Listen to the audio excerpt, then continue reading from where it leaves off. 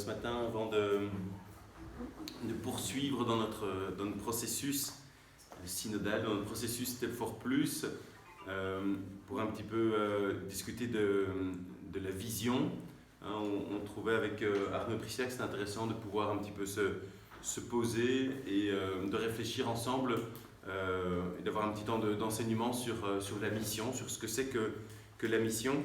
Et alors je voulais reprendre avec vous en introduction la lettre du cardinal de Kesel sur cette invitation au synode, où le cardinal nous rappelle au fond que notre vocation chrétienne, on ne peut y répondre qu'ensemble. Même si elle est personnelle, c'est ensemble qu'on y répond. Et il dit, c'est là la signification même du mot synode, un marcher ensemble. Et voilà l'objectif, dit-il, du pape François, non pas une église cléricale, c'est-à-dire réservée à certains, mais une église synodale, où ensemble on avance, on marche. Et le pape est profondément convaincu, nous dit le cardinal, que c'est ce que Dieu attend de son église en ce 3e millénaire. Et alors après, il prend, pour une église synodale, il prend au fond 3 mots qui caractérisent un petit peu ce qu'est une église synodale. Il parle de la communion, de la participation et de la mission. Donc la communion, il dit c'est une église qui cherche la communion vraie et vécue. Deuxièmement, la participation, c'est une église où tous sont concernés par une responsabilité partagée. Et puis la mission, et c'est ce thème-là que je vous propose d'approfondir ce matin, c'est une église qui veut rester fidèle à sa mission qui est de faire connaître l'amour de Dieu au monde. Un amour devenu concret dans le Christ. Voilà. Puis après, il nous passe un petit peu le processus dans lequel l'Église avance et dans lequel nous sommes lancés avec notre paroisse, notre unité pastorale depuis quelques mois.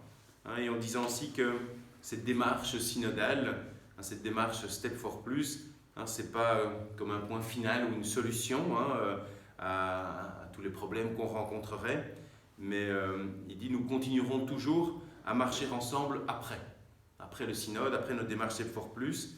Il nous dit, le cardinal, que la mission est un défi permanent. C'est bien aussi de se dire, alors c'est pas très rassurant, parce qu'on dit qu'on n'est jamais tranquille, que le Seigneur nous bouscule chaque fois, mais je crois que c'est important de dire, je dirais, le temps qu'on prend maintenant, c'est un temps, je dirais, qui a une dimension constitutive pour nous-mêmes, pour notre paroisse, mais en même temps, cette mission, je dirais, on a à chaque fois à la remettre sur l'établi, c'est un défi permanent. Et alors pour démarrer ce petit temps d'enseignement sur la mission, je me disais, mais au fond, qu'est-ce que c'est que la mission ? Qu'est-ce que ça signifie, au fond, être une paroisse, un missionnaire, être une unité pastorale missionnaire ? Et je voulais avec vous démarrer par un petit extrait de l'évangile de Marc, au chapitre 1, les versets 14 à 20. Après l'arrestation de Jean, Jésus partit pour la Galilée, proclamer l'évangile de Dieu. Il disait, les temps sont accomplis, le règne de Dieu est tout proche. Convertissez-vous et croyez à l'évangile.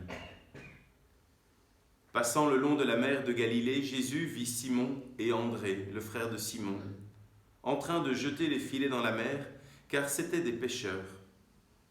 Il leur dit, « Venez à ma suite, je vous ferai devenir pêcheurs d'hommes. » Aussitôt, laissant leurs filets, ils le suivirent. Jésus avança un peu et il vit Jacques, fils de Zébédée, et son frère Jean, qui étaient dans la barque et réparaient les filets. Aussitôt, Jésus les appela. Alors, laissant dans la barque leur père Zébédée, avec ses ouvriers, ils partirent à sa suite.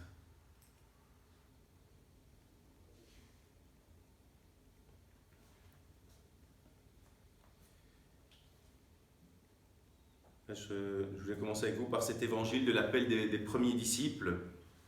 Simon et André, Jacques et Jean, il y a comme dans l'évangile de Marc, je dirais comme quelque chose une certaine dynamique. Aussitôt, laissant leur filet les suivirent, aussitôt Jésus les appela.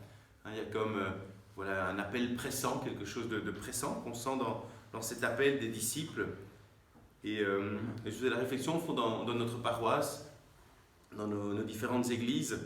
Je perçois aussi chaque fois la joie de se retrouver ensemble, de retrouver les autres paroissiens, de retrouver des amis, de pouvoir faire communauté, d'être rassemblés par le Seigneur, de partager aussi, de grandir ensemble dans notre vie de foi, de tisser des liens. Et je crois que toute cette joie de se retrouver, de faire communion, c'est un essentiel de notre vie chrétienne, de notre vie de disciple du Christ. Et en même temps, je crois que c'est important de bien se dire, l'Église, notre paroisse, l'Église n'est jamais un club, un select, un club, une sorte de groupe qui vivrait un petit peu autoréférencé ou sur soi, entre un entre-soi confortable, tourné sur lui-même, satisfait de ce qu'il fait, de ses propres services. Je crois que le but de l'Église n'est pas d'être un club qui répondrait simplement aux besoins de ceux qui sont les membres, qui auraient payé leur cotisation, mais je crois que davantage qu'un club, il y a une mission qui est confiée. Je crois que c'est important de se l'entendre redire.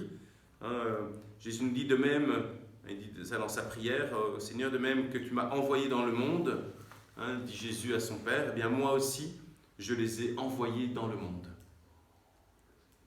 Alors j'avais pris quelques petits extraits du livre du cardinal de Gesell, Foi et religion, mais j'ai oublié le livre, donc voilà, il y avait un petit extrait que je vous aurais lu à la page 100, mais si jamais vous pouvez voir, vous retrouverez certainement en lien avec ce que je dis. C'est pas grave, on va avancer comme ça. Et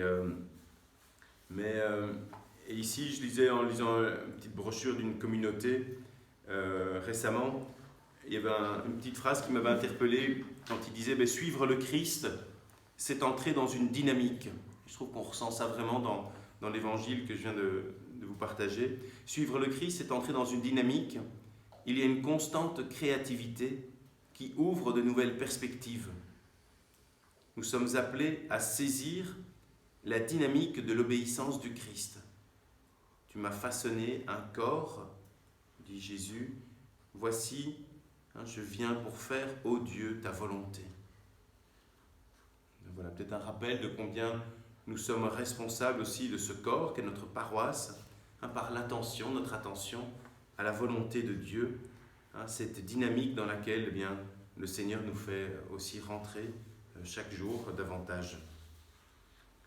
Et on peut le voir aussi, cette dynamique le jour de la Pentecôte, lorsque les disciples reçoivent le don de l'Esprit Saint, qui vient un peu faire sauter, éclater les portes du Cénacle.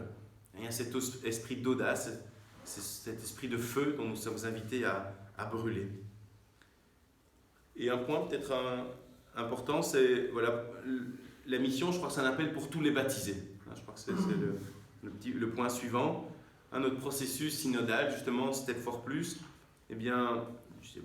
l'objectif c'est de nous façonner en vue de la mission, pour être missionnaire.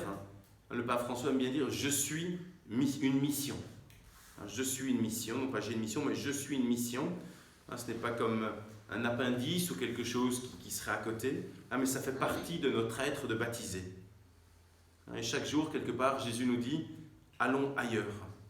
Jésus ne cesse de nous envoyer sur de nouveaux chemins, nous encourager à l'audace de la rencontre, nous engager vers des endroits non encore visités pour annoncer l'Évangile. On peut se dire sur notre territoire paroissial, il y a peut-être encore des endroits non visités, et le Seigneur nous invite à l'audace de pouvoir aller là également, y annoncer l'Évangile.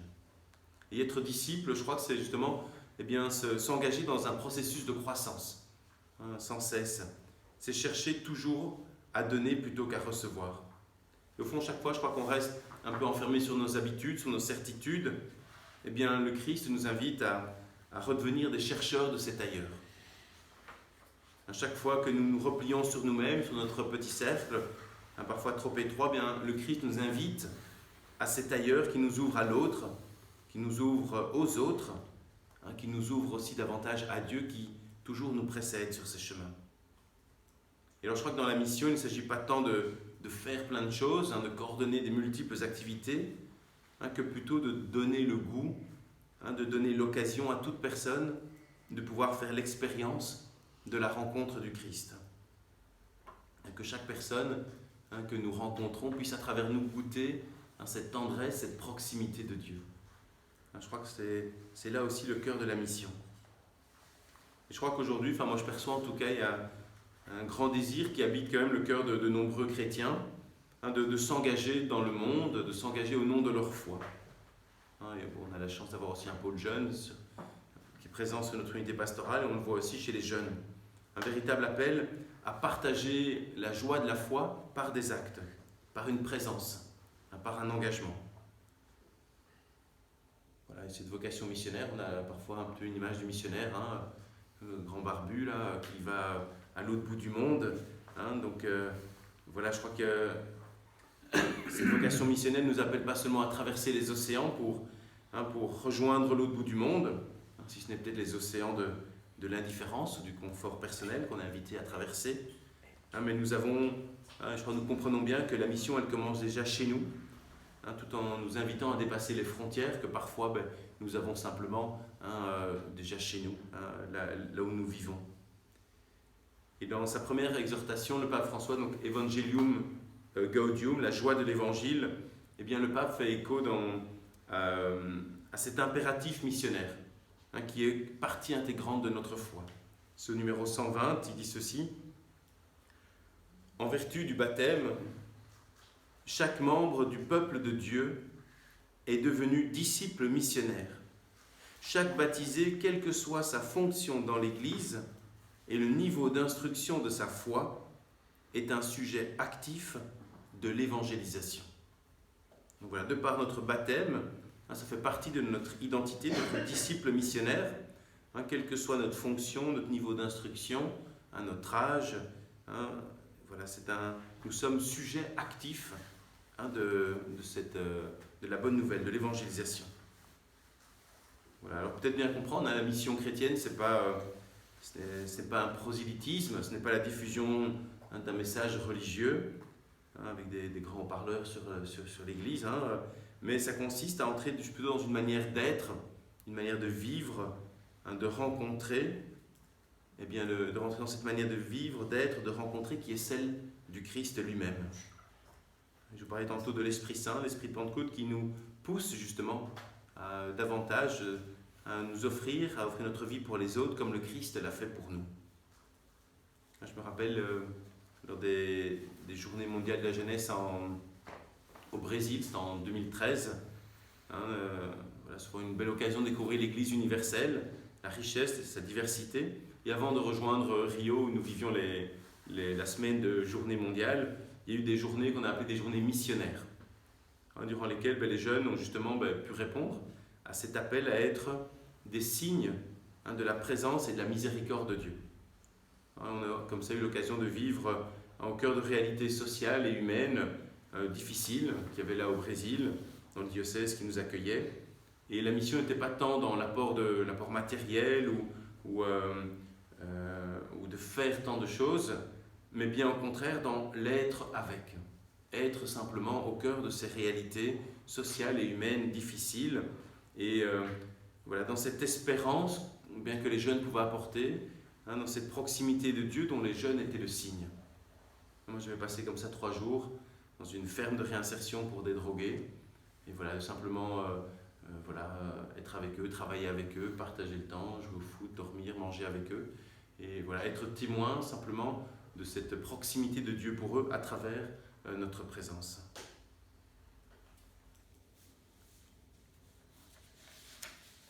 Voilà, la mission, un appel pour tous les baptisés, c'était le premier point. Le deuxième point, la mission dans une diversité des appels. En fond, chacun est concerné par la mission dans une diversité d'appels. On est tous différents. Je dirais, c'est toujours facile, l'évangile que j'ai lu au tout début, de l'appel des disciples. Il est parfois plus facile de l'appliquer à ceux qui sont appelés à un ministère dans l'Église. Ça c'est réservé aux catéchistes, aux diacres, aux personnes consacrées. On se dédouane un petit peu en se disant ça ne nous concerne pas. Mais en réalité, je crois qu'on le sait, il ne faut pas se voiler la face. Cet appel de Jésus dans l'Évangile à l'accompagner s'adresse à chacune et chacun d'entre nous. Sous le regard du Christ, il est demandé à tous les croyants, à tous les baptisés, de répondre avec joie, avec ferveur à cet appel missionnaire, à se mettre sans mettre d'obstacle à ce don de soi, devant ce règne de Dieu dont nous dit Jésus, qui est déjà là au milieu de nous, à travers la présence même de Jésus.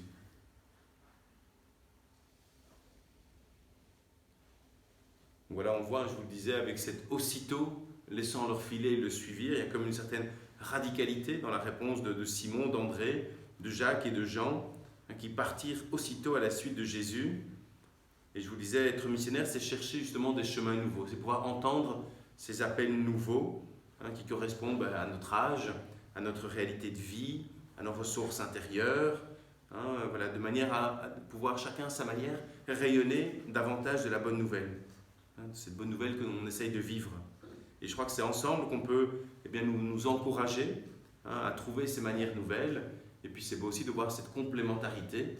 L'un est doué pour l'art ou le chant, l'autre sera doué pour l'accueil du tout venant, l'autre est pour la catéchèse. Enfin, voilà, on voit que chacun a des dons et des talents qu'il peut mettre au service de la mission et qu'ensemble, quelque part, toute cette palette de couleurs peut se compléter merveilleusement. Voilà, au fond, la réponse à l'appel de Dieu, elle est possible en toutes circonstances. Il y a, je dirais même la personne qui est seule, peut-être isolée, qui est malade ou quoi, bien par la prière, elle peut déjà porter cette mission également. Malgré la fragilité du messager, toujours cette réponse à l'appel de Dieu est possible.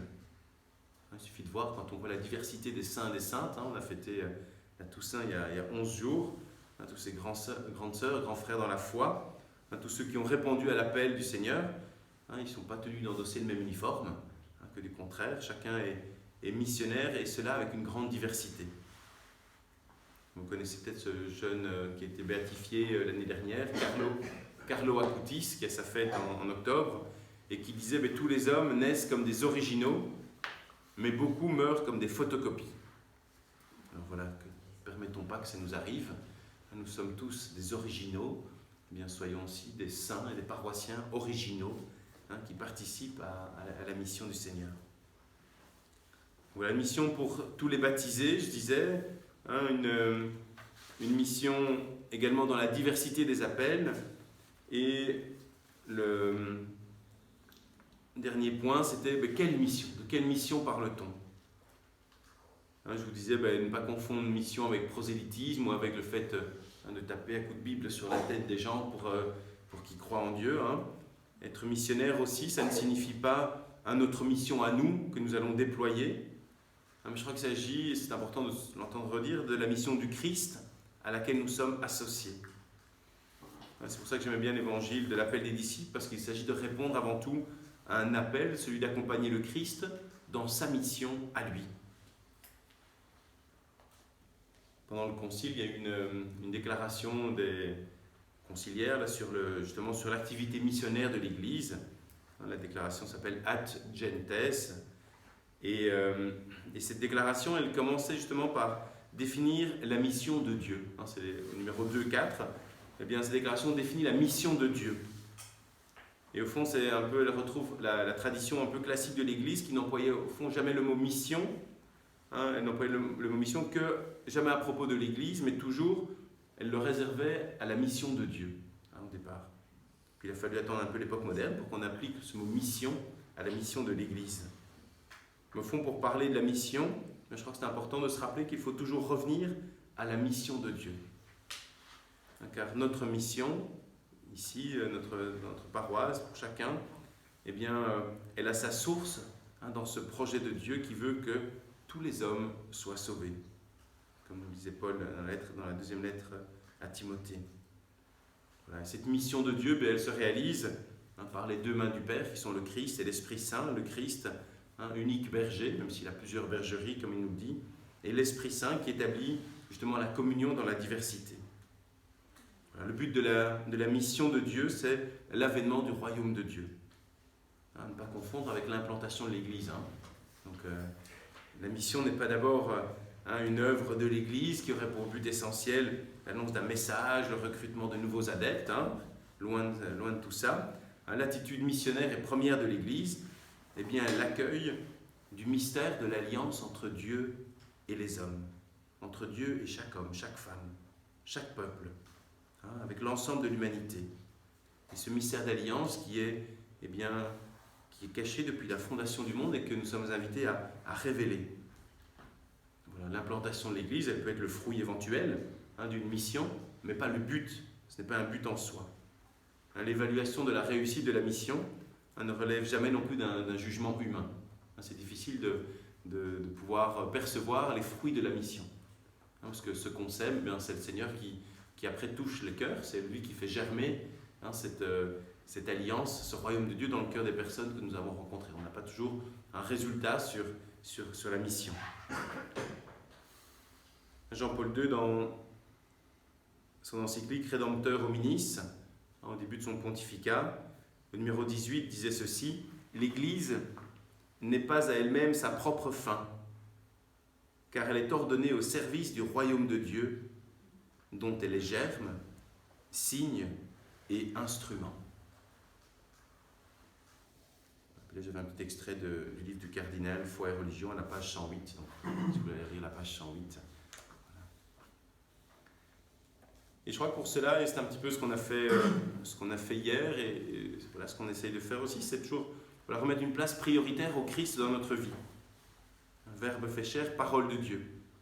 Quelque part, l'urgence de la mission ne doit pas nous faire oublier l'essentiel. L'essentiel qui est notre enracinement dans le Christ, cette place prioritaire au Christ, à la parole de Dieu dans notre vie.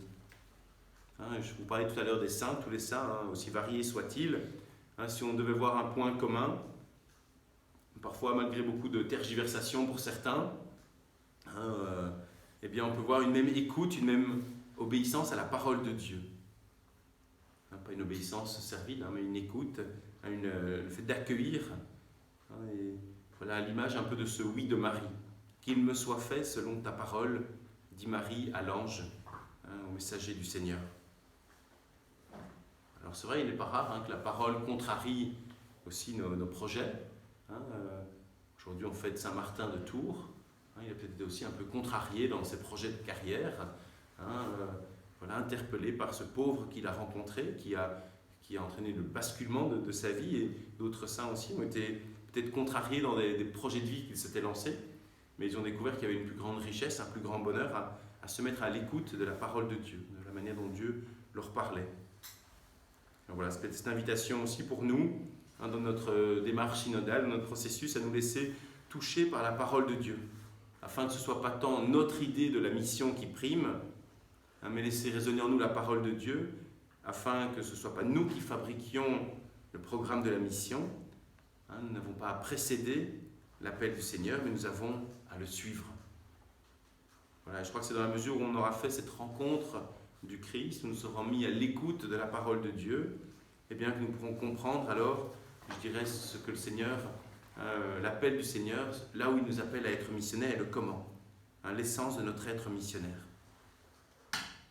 Je crois qu'on n'est pas disciple parce qu'on est missionnaire, mais on est bien missionnaire en étant disciple. Seul le disciple, donc c'est-à-dire celui qui laisse une place au Christ, est missionnaire. Et l'inverse n'est jamais vrai. Si le missionnaire n'est pas ancré dans le Christ, il n'est pas missionnaire. Il n'est pas disciple non plus. Et alors pour terminer, j'avais juste un témoin, c'est un saint que j'aime beaucoup, enfin bienheureux, plutôt stricto sensu, c'est le bienheureux Pier Giorgio Frassati, un jeune saint italien, originaire de Turin. Et il disait ceci: par toi-même, tu ne feras rien, mais si tu prends Dieu pour centre de toutes tes actions, alors tu arriveras au but. Et Jean-Paul II, lorsqu'il était étudiant, fut aussi touché par la vie de Pier Giorgio Frassati. Et en 2001, Jean-Paul II dira: cherchez à le connaître, ce jeune Pier Giorgio, je lui confie votre engagement missionnaire. Voilà, Pier Giorgio est un jeune étudiant sportif, chrétien, aimant la vie et les défis, était engagé dans nombreuses choses comme étudiant, et de nombreux amis aussi, un homme intérieur, un homme de foi. Et donc voilà, un jeune bien de son époque, un jeune actuel. Et moi, ce qui me frappe toujours chez Pier Giorgio, c'est sa joie. C'est une joie qui rayonnait, une joie rayonnante, qui venait justement de la correspondance entre ce qu'il voulait être et la volonté de Dieu sur lui. Une joie aussi qu'il a communiquée je dirais, une joie communicative, hein, qui est habitée et vivifiée par sa foi. Une joie qu'il a toujours partagée avec ses amis dans les sorties en montagne, une joie aussi qui lui permet d'affronter, il s'est pas mal engagé auprès des plus pauvres, des malades, des plus démunis, hein, qui lui a toujours permis cette joie d'affronter toutes les souffrances des personnes rencontrées. Et cette joie, elle a fait vraiment de lui un témoin d'espérance. Hein, les gens, quelque part, retrouvaient une joie et une espérance rien qu'à son contact et à la contact de cette joie qui dégageait. Alors voilà, il y a aussi la joie de sa devise, hein, qui résonne, qui peut résonner pour nous comme une interpellation. Il disait ceci: il ne faut pas vivoter, mais vivre. Donc voilà, c'est une belle invitation à nous engager aussi, nous aussi, là où nous sommes, avec nos dons, avec nos charismes, avec les diplômes qui sont les nôtres, hein, avoir voilà, ce sens de l'effort pour être porteur, hein, de l'espérance et de la paix qui nous vient du Christ. Alors voilà, que nous puissions ne pas avoir peur aussi d'avancer. Hein. Il aimait bien la montagne, verso l'alto, toujours plus loin, toujours plus haut, hein, disait-il. Et bien voilà, et de nous souvenir que par nous-mêmes, eh bien, on ne fera rien, mais si on prend Dieu pour centre de toutes nos actions, alors on arrivera au but. Voilà, alors cette invitation ce matin, voilà, Dieu a toujours l'initiative d'aller à la rencontre de tous les hommes, comme dans cet appel des disciples, et de pouvoir, comme hein, Pierre et André, comme Jacques et Jean, pouvoir lui emboîter le pas. Et lui emboîter le pas, c'est pas juste une fois pour toutes, hein, mais c'est chaque jour